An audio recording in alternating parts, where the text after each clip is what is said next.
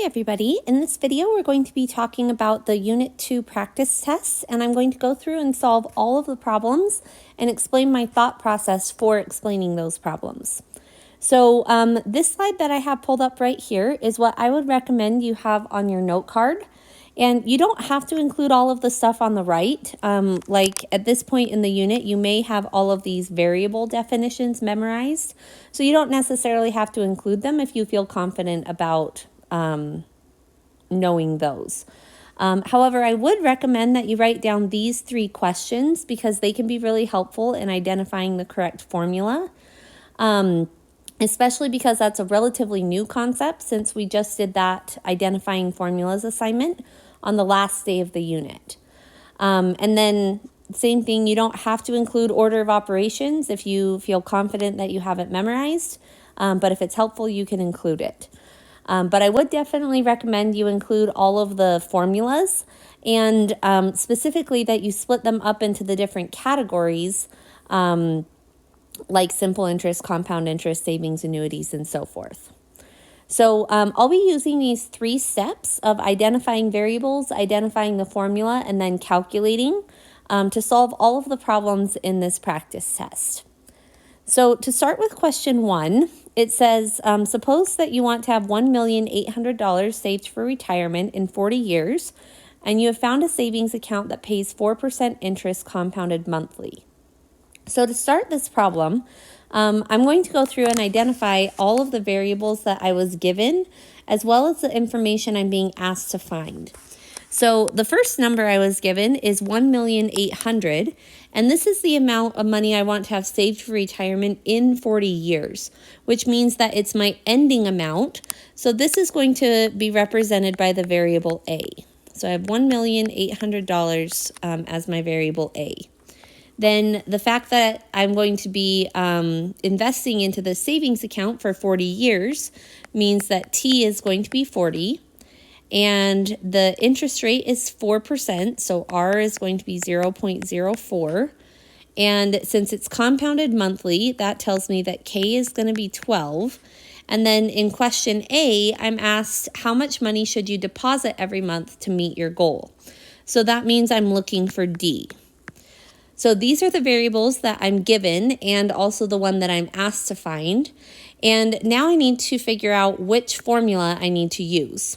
So the first question I ask myself to identify the formula is I say, is there anything in the word problem that specifically said that the interest was simple interest?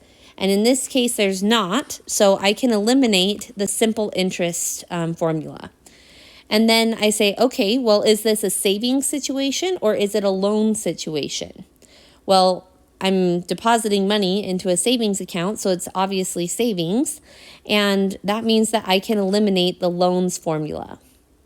Now, the 2 formulas that are left are the savings annuities formula and the compound interest formula. And remember that either one of these can be used to represent a savings account or an investment.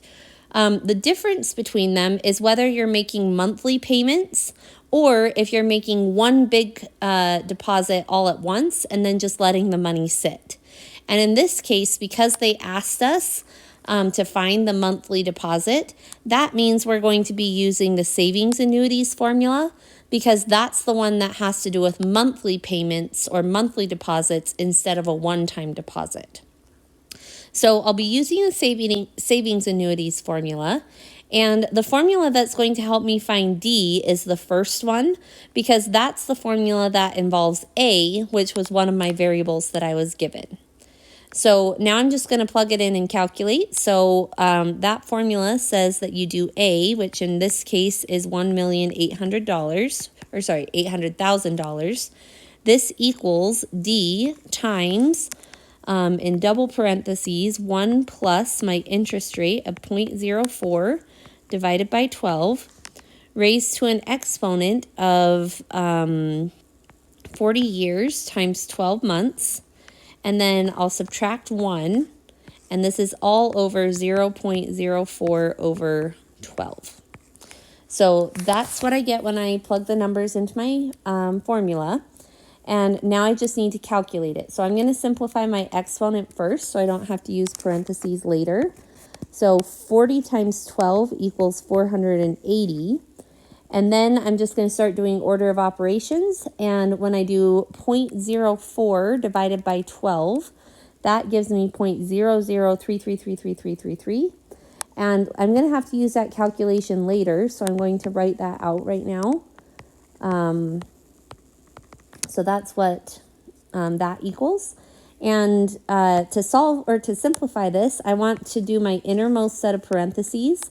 So I've already done this part of the calculation, and now I just need to add 1. And then I will raise that to an exponent. So click my exponent button, type in 480, and that gives me the number 4.93987. And that's basically all of this stuff so far. So the innermost set of parentheses raised to the exponent. Then I need to subtract 1. That gives me 3.93987. And I need to take that number and divide by the 0.00333333, because I don't know what D is. And you can either multiply by D or divide by the bottom number. Either way works. But in this case, since I don't know what D is, it's not helpful to multiply by D.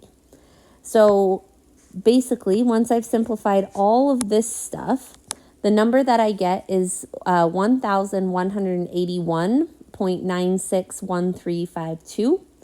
And I want to do 1,800,000 divided by that number. So in my calculator, I'm going to type in 1,800,000 divided by my answer. And that tells me that D needs to equal $1,522.89. So that's what D will be. And then for question B, that one's asking how much money will I pay into the account. So the total amount that I will deposit, according to the formula, is going to equal the 1,522 number that I just found times 12 times 40. So since I already have that number in my calculator, I'm just going to go ahead and type that in really quick. And when I multiply all those together, I get 730,988.37. And if you were to use this rounded number that I found here and multiply it, your dollars or cents might be a little bit off, but it would be pretty close to that number. And then to figure out the interest that I would earn, the way that I would calculate that one is I would just take the total amount that I have in the account at the end, which is the 1,800,000, and subtract the 730,988.37 number. And when I calculate that out, I'll type it in really quick. I get $172,690. Oh, I think I typed in something wrong. Let me redo that. I think I typed in too many zeros. Okay, yep, definitely did something wrong there. This should be 1069011.63. And that's what my interest would be, because you basically subtract the amount that you paid into the account from the amount that ends up in the account at the end. So that would be the interest and the total money deposited and the amount you would deposit every month. On question 2, the question says, suppose that you invested some money into an account that pays 4.5% simple interest, and by the end of 12 years, your account has $4,620 in it. And the question says, how much money did you invest? So if we go through and identify our variables, this 4.5% is going to be our interest rate. So when I write that as a decimal, that's 0.045. And then the 12 years tells me that time is going to be 12. it says that by the end of the 12 years, your account has $4,620 in it. So that's your ending amount, or A. So we have 4620. And then the question is how much money did you invest? So the fact that it says simple interest tells us right off the bat that it's going to be the simple interest formulas. And if you look at that, the amount of money that you invest is expressed as P, or that one-time investment. And so the number or the variable that I'm looking for is P. And we've already identified which formula it will be. And since it's involving both A and P, I'm going to use the simple interest formula that has A and P in it. And when I plug that in, I'm going to get 4,620 equals P times 1 plus my interest rate of 0.045 times my time period, which is 12 years. So to simplify this, I just need to do order of operations. So inside of my parentheses, I need to do multiplication first. So I do 0.045 times 12. That's 0.54. Then I add 1 to that, and I get 1.54 times P equals 4,620. So to figure out what P is, I just need to do the 4,620 divided by 1.54. So I'll do 4620 divided by my answer, and that tells me that P equals 3,000. And it's just 3,000 even, because usually with simple interest, you're not going to have a lot of decimals because the interest isn't compounding. You're just earning a basic interest rate on the amount you invest. So that would be the answer on question 2. And then on question 3, it says, suppose that you can afford a $250 monthly car payment and your bank is offering a 3-year car loan at an interest rate of 2.4%. And then question A says, how much can you borrow to purchase a new car? So if we go through the information that we were given, the $250 amount is a monthly car payment. So that tells us that D equals 250. And our bank is offering a 3-year loan, so T is going to be 3, and the interest rate is going to be 0.024. And then the question asks, how much can you borrow to purchase a new car? So remember, the amount that you borrow at the beginning of the loan is the beginning amount, or P. So what we're looking for here is P. And if we go through to identify our formulas, we first ask, does the problem say simple interest anywhere? And it doesn't, so we can eliminate the simple interest option. Then we say, is it a investment situation or is it a loan situation? And obviously in this case, we're getting a car loan, so it's not going to be an investment, which means we can eliminate the savings annuities. And then this means it will either be the compound interest formula, because that can be used for either loans or savings, or it will be the loans formula. And the difference between those is whether you're paying the loan off all at once, or if you're paying it off on a regular basis, like a monthly basis. And in this case, because they told us that our monthly car payment was $250, that tells us it's going to be in the loans category.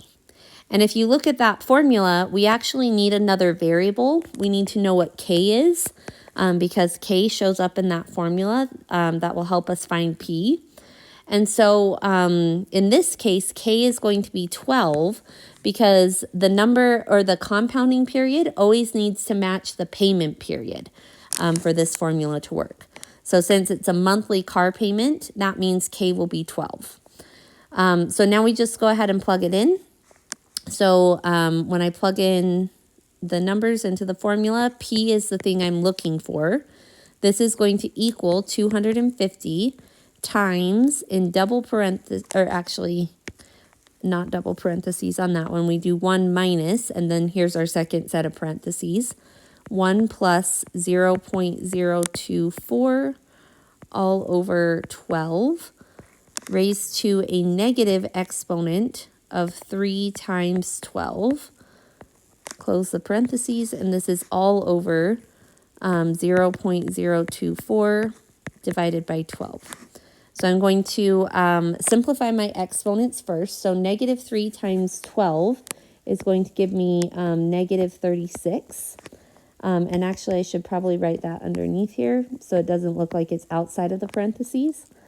So that's what that exponent simplifies to. And then when I start simplifying the innermost set of parentheses, I'm going to do 0.024 divided by 12 because I should do division before addition. And I'm going to need that calculation later when I divide. So I'm going to just write that out right now. So we have 0.002 when you do 0.024 divided by 12. And then to finish simplifying the innermost set of parentheses, I'm going to add 1. So this part of the parentheses is 1.002. And then I need to raise that to an exponent of negative 36. And when I do that, that gives me 0.930597. And I want to do 1 minus that. So in my calculator, I'm going to type in 1 minus the answer that I just calculated. And that gives me 0.069402193, etc. And that's basically all of the stuff in this biggest set of parentheses. So now I can either multiply by 250 or divide by the 0.002 on the bottom. I'm going to divide first, but you can do either one. And when I divide by 0.002, I get 34.701, and the decimal goes on. And I'm going to take that result and multiply by 250. And when I do that, I get the answer that P equals 8675.27. So the amount that I can borrow to purchase the new car will be $8,675.27. And then to figure out the answer to question B, where it says how much money will you pay in total by the time you pay off the car, well, I'm just going to take my monthly deposit. So I'll say the total amount that I will pay will be my monthly, not deposit, my monthly payment, because this is a loan, times 12 months times 3 years. And when I multiply that out, 250 times 12 times 3 equals $9,000. So by the end of 3 years, I will pay $9,000. And that will pay off my loan that I originally borrowed for $8,675.27. So the interest that I will have to pay is the difference between those. So I'll take my 9,000 number and subtract the amount of the loan. And when I do that,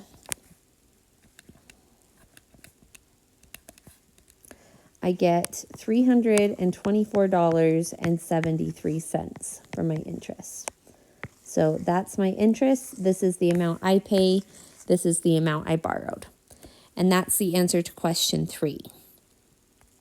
On question 4, it says, suppose you borrowed $5,000 at a simple interest rate of 6%, and you paid the loan back with $7,100. How many years did you borrow the money for? So the $5,000 is the amount that I borrowed, which means that's my beginning amount, because that's how much I borrowed at the beginning of the loan. Then the simple interest rate is 6%, so written as a decimal, that's 0.06. And then I paid back the loan with $7,100. And since I'm paying back the loan, that's going to be A. And that's the ending amount because I'm paying back the loan all at once with $7,100. And the question is asking, how many years did I borrow the money for? And in this case, identifying the formula is really easy because it said simple interest. So that means I'm going to be using the simple interest formula. And now I can just plug in my numbers and solve for the variable they asked me to find. So A, in this case, is $7,100. This equals P, which is 5,000, times 1 plus my interest rate times T. So there's several different ways you could solve this equation because we want to find t. And the way that I like to think about it is I use order of operations to simplify it as far as I can. And then I use reverse order of operations from there to solve it. So in this case, I actually can't simplify it at all because the first step of order of operations would be to multiply 0.06 by t, because that's the multiplication inside of parentheses. And since I don't know what t is, I can't simplify that. So I would write down, I'd say, okay, well, if I did know what t was, I would multiply by 0.06, then I would add 1, and then I would multiply by 5,000. And so that would be the process of what I would do if I knew what t was. So to undo this, I'm going to work backwards using inverse order of operations. So my first step is I'm going to divide both sides by 5,000. And on the right-hand side, the 5,000s will cancel. And I'll be left with 1 plus 0.06t equals, if I do 7,100 divided by 5,000, that gives me 1.42. Then to undo the addition of 1, so I just undid the multiplication of 5,000. Now I'm going to undo the addition of 1 by subtracting 1 from both sides. And on the right-hand side, the 1 minus 1 cancels. And on the left-hand side, 1.42 minus 1 gives you 0.42. So we get 0.42 equals 0.06t. And then I can divide both sides by 0.06. And on the on the left-hand side, I get 7. And on the right-hand side, the 0.6 numbers cancel out. And you end up with t equals 7. So that's one way you can calculate it. If you're more familiar with the distributive method from algebra, you can also do that. So I'm going to show what that would look like if you use the distributive property. So I'll rewrite out the formula. Whoops, 1 plus 0.06t. So if you were to use the distributive property, the idea of that is that you'd get rid of the parentheses by distributing the 5,000 to both of the terms inside of the parentheses. So 5,000 times 1 would be 5,000, and 5,000 times 0.06t, if I do 5,000 times 0.06, that gives me 300. So I'd get 5,000 plus 300t, and then this is all equal to the 7,100. And then once the parentheses are gone, then you can do like just the normal solving process. So you'd subtract 5,000 from both sides, and that would give you 2,100 equals 300t. And then you could divide both sides, whoops, I'll do this in yellow, divide both sides by 300, and that also gives you the answer t equals 7. So either method will work. You can use the reverse order of operations that I did in green, or you can use the distributive property and then solve the equation like I showed in yellow. And in either case, you'll get that you borrowed the money for 7 years. On question 5, it says, suppose that you invest $30,000 into an account that pays 20.8% compounded weekly.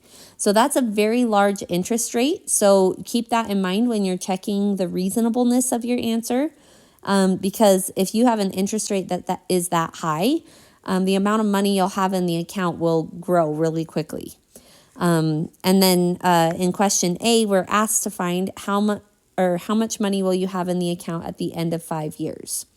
So if we go through and identify all of our variables, we're investing $30,000 into an account, and it didn't say that we're doing this on a monthly basis. It just said that we're investing $30,000 into the account. So that's our beginning amount because we invest all of it all at once at the beginning of the investment. And then our interest rate is going to be 0.208. And since it's compounded weekly, that tells us K is going to be 52 because there's 52 weeks in a year. So we got all of this information from these pieces here. And then the question asks, how much money will you have in the account at the end of 5 years?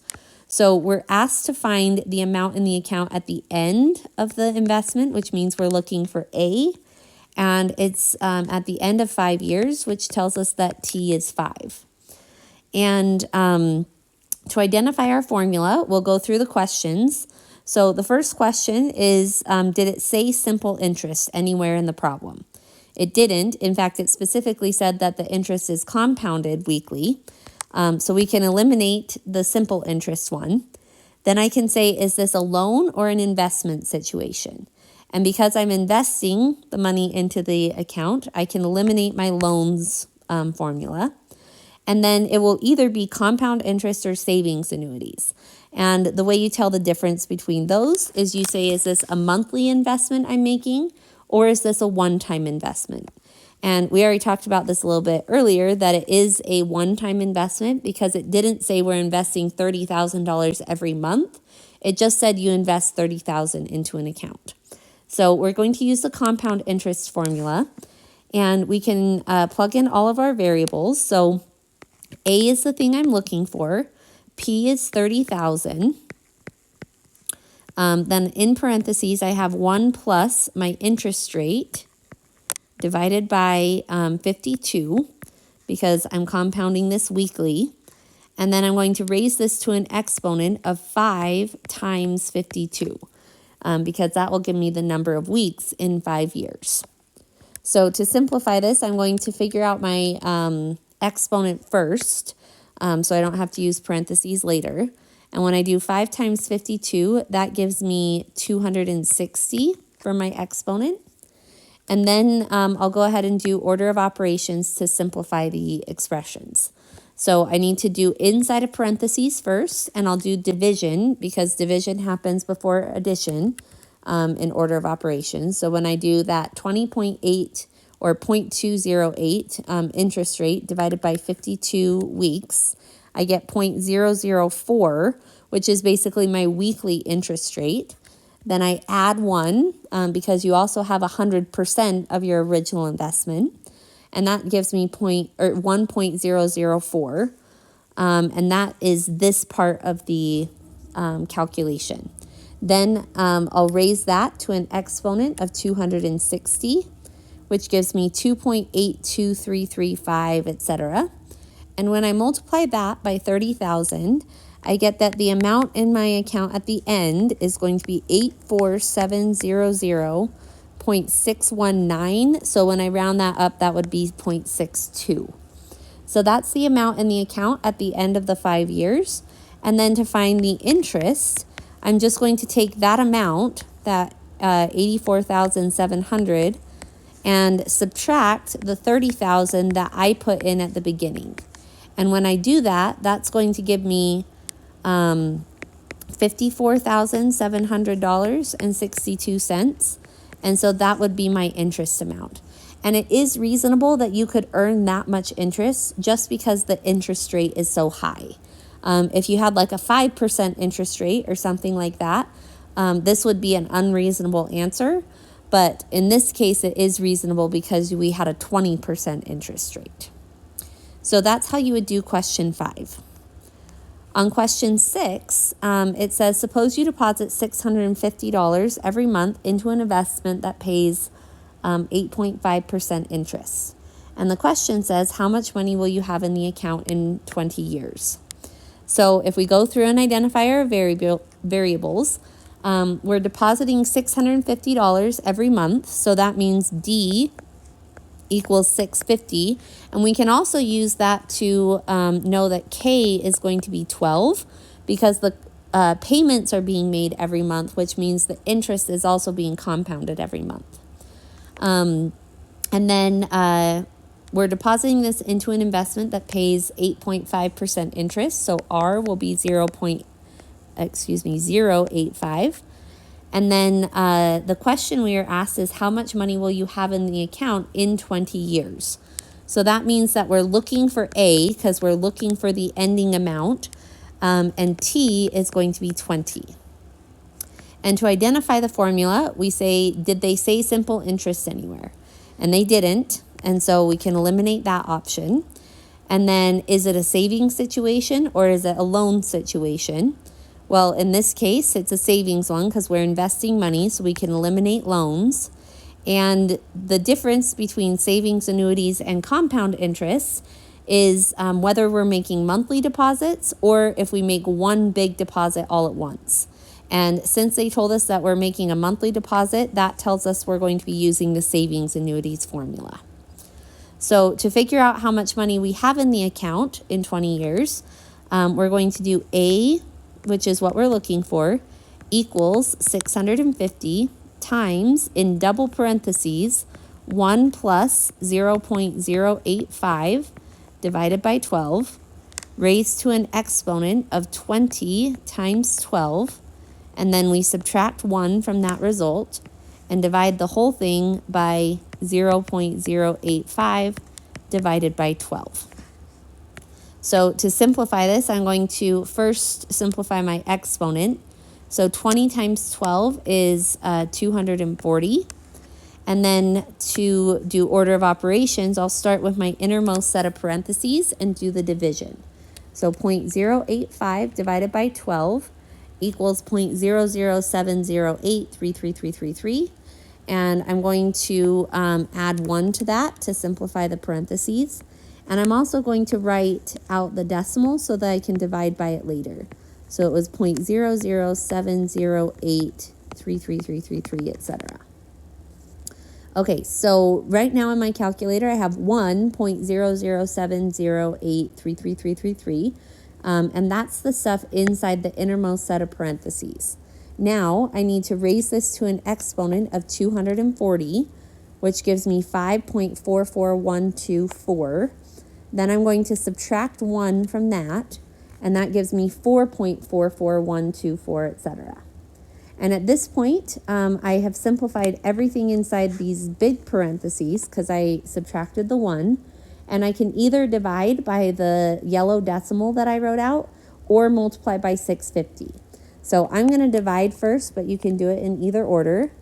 And when I divide by 0.007083333, I get 626.99895, etc. Then I'm going to take that number and multiply by 650. And when I do that, I get that the amount in the account at the end of the 20 years will be 407549.32. So I'll end up with 407,000 approximately. And then to figure out how much money I will pay into the account over the 20 years, so we'll say total paid. I'm basically just going to take my monthly deposit, which was $650, times the number of months in a year, which is 12, and then multiply by the number of years I made those deposits. And when I multiply that out, I get 156,000 is the amount that I pay in. And question C got partially cut off by my screenshot, but it asks for the interest. And so the interest I will earn will be the total amount in the account, the 549.32, minus the amount that I pay into the account.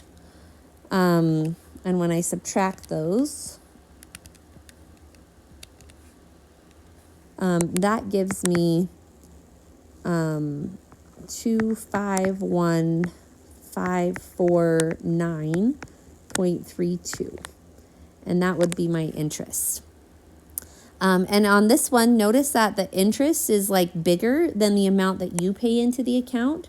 And that is reasonable in this case, partially because the interest rate is like moderately high, because 8.5% interest is a pretty good interest rate.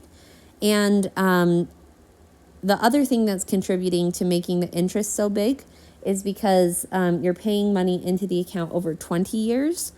And if you invested it for less time, then you would have less time for the interest to compound. So that's just kind of a little tip on checking to see if your answer is reasonable. If you have a long investment period, like 20, 30 years, you're going to have a lot more interest proportionally than if you have a short investment period. And also, if you have a good interest rate, that will also contribute to having a lot of interest at the end. So that's how you do question 6. And on question 7, this is just a basic percentage problem. So this one, you don't have to use any of the formulas. You just do a basic percentage calculation. So there's several ways you could do this. You could set it up as a fraction, where one of the fractions represents the percentage ratio. So you have 100% as your like whole amount, and then 35 is the part. And in this case, it says, what is 35% of 480? So you're looking for the part of 480 that is equivalent to 35% or 35 out of 100. And if you use the fraction method for solving this, you do 35 times 480 to do the cross multiplication, and that would give you 16,800. So that's multiplying these two numbers. And then this would be equal to 100 times the thing we're looking for. So maybe I'll call it X. And then if you divide both sides by 100, that gives you 168 equals X. And if we plug that back into the like statement, and we say that 168 is 35% of 480, that is a reasonable statement to say that 168 is 35% of it. So that's one way of solving it. Another way you could do it as well is you could take the English sentence and translate it into a math sentence. So what would translate to the thing we're looking for is always means equal. 35% can be written as 0.35 as a decimal, and of means multiply. So this would be another way you could calculate it. And if you do 0.35 times 480, you get the same answer, that X equals 168. So either way, it doesn't matter which way you calculate it. Either one will work. But the correct answer on this would be 168. And then on question 8, it says, suppose that you get a 5-year business loan for $24,000 at an interest rate of 3.5%. And question A says, what is your monthly payment? So as we go through and identify the variables, the fact that it's a 5-year business loan tells us T is going to be 5. The $24,000 is the amount that I'm borrowing at the beginning, so that's going to be P. So I have $24,000. And then the interest rate is going to be 0.035. And the question asks, what is your monthly payment? So I'm asked to find D. And the fact that it's a monthly payment tells me that my compounding period is also, or the number of compounding periods will be 12, because there's 12 months in a year. And to figure out which formula we need to use, we go through our series of questions and we say, does it say simple interest anywhere? Well, no, it doesn't say simple interest, so we can eliminate that one. Then this is a loan situation, so we can eliminate the savings annuities. And in this case, we're asked for the monthly payment, which means that it will be the loans formula. But if we were going to make like a one-time payment at the end, then it would have been compound interest. But in this case, it's the loans formula. And so now we'll go ahead and plug in all of our numbers. So P is 24,000. Then D is the thing we're looking for. And inside of parentheses, we have 1 minus, inside another parentheses, 1 plus 0.035 divided by 12. And this is raised to a negative 5 times 12 exponent. Whoops. And that's the big set of parentheses. And then in the bottom of this formula, we have 0.035 divided by 12. So to simplify this, I'll first do negative 5 times 12, which simplifies to negative 60. And then I'll start simplifying inside of my parentheses here. And I'll do my division of 0.035 divided by 12, which gives me 0.00291666666. And I'll need that calculation later, so I'm going to write that out really quick. 0.002916666, etc. And then to go back to simplifying this innermost set of parentheses, I'm going to add 1 to that. So I get 1.002916666. Then I raise this to an exponent of negative 60. And that gives me 0.839670. And I need to do 1 minus that. So I'm going to type into my calculator 1 minus my answer. And that gives me 0.160329, etc. And that has simplified everything in this big set of parentheses. So now I'll take that and divide by my decimal, which is 0.00291666666. And that tells me that I have 24,000 equals D times 54.96998785, etc. And so to figure out what D is, I need to do 24,000 divided by that decimal that I have in my calculator. So I'm going to type into my calculator 24,000 divided by my answer, which gives me D equals, actually, let me write this up here. My monthly payment would be D equals 436.60. So $436 would be my monthly payment. And then to figure out how much money I'll pay in total, I'm going to basically just take that number that I just found, the 436.60, and I'm going to actually keep the number in my calculator and multiply by 12 and then multiply by 5. But you could also use the rounded answer from part A, and your answer would be close. So the total paid will be $26,196.11. And if you use the rounded answer, it might be slightly different, but it should be in that same range. So that would be the total paid and the monthly payment.